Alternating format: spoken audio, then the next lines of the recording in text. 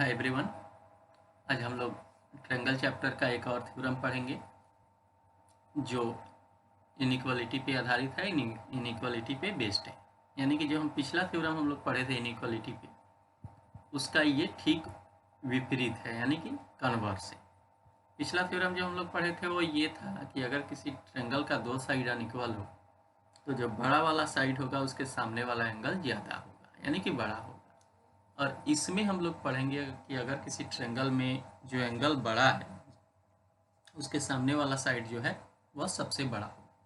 ठीक है, तो फिगर देखिए, अपने पास एक ट्रायंगल है, मान लीजिए ABC, और इसमें कोई एक एंगल जो है बड़ा वाला होगा। तो जो एंगल बड़ा है उसके सामने वाला साइड बड़ा होगा, ये हमें प्रूव करना है। तो मान लिया जाए कि इसका ABC बड़ा एंगल है। अगर ABC एंगल बड़ा है तो इसका मतलब कि AC जो होगा इसका बड़ा वाला साइड होगा। ठीक है ना। तो ये देखें इसको कैसे करेंगे। तो लिखेंगे given in the triangle ABC angle ABC is greater then ACB, जैसा कि मैंने आपको बताया। तो हमें प्रूफ करना है, to proof AC is greater than AB। ठीक है ना। कैसे करेंगे वो देखिए।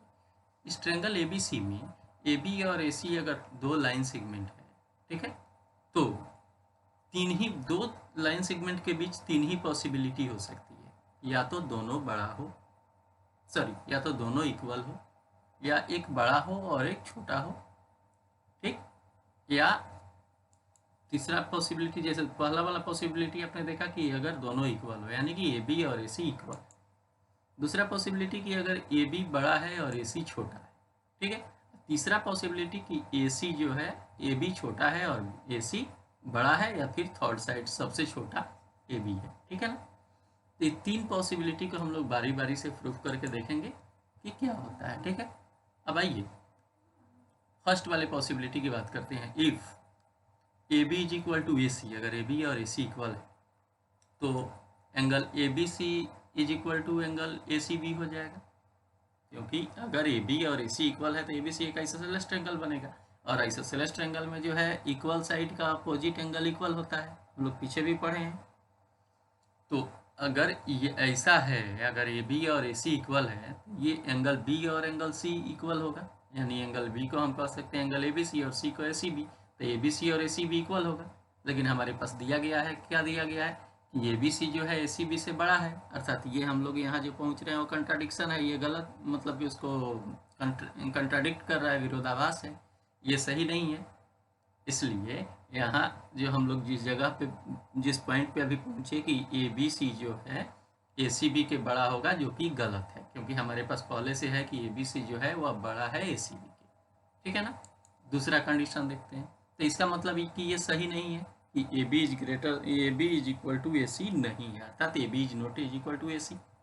ये हो गया, यानी इक्वल नहीं है। अब दो ही केस है कि या तो AB बड़ा होगा या तो AB छोटा होगा। ठीक है ना। तो हमें प्रूफ करना है कि AB छोटा है यानी AC बड़ा है।